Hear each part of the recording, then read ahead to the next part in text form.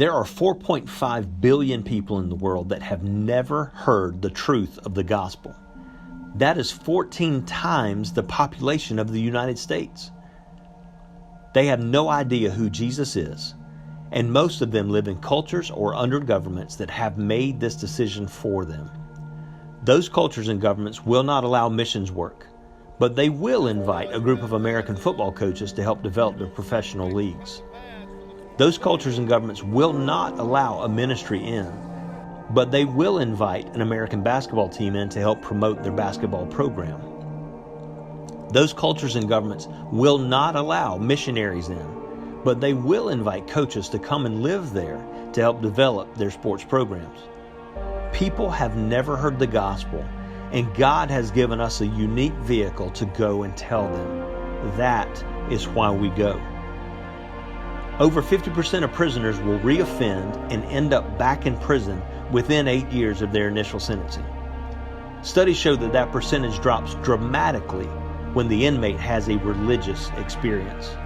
But when they encounter Christ, we see real life change. We've had the privilege of sharing freedom in Christ with over 8,000 inmates, and we've seen more than 1,000 of them surrender their lives to Jesus. This is why we go. We've been honored to see life change all around the world, but God also changes the lives of those that go with us. It was just really cool, man. Every single trip has grown me, and it's made me more aware of myself, how I live my life here in the States, what's a need and what's a want, and what actually following Jesus looks like.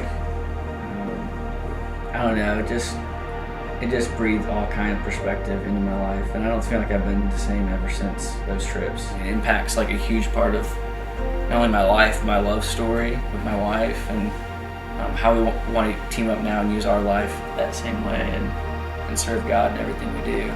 So last time I was asked, I was like, will you ever go on an impact trip again? And I was like, the question isn't if I'll go, it's when I'll go. It's just a matter of timing and where I'm at in life. Jesus gave his disciples a very clear command: go and make disciples of all nations. And as clear as that command is, it is just as significant that he did not say where or how to do this. We simply use the gifts that he has given us in sports as a vehicle to take the gospel to the hard to reach, the lost, and to the forgotten. They are why we go.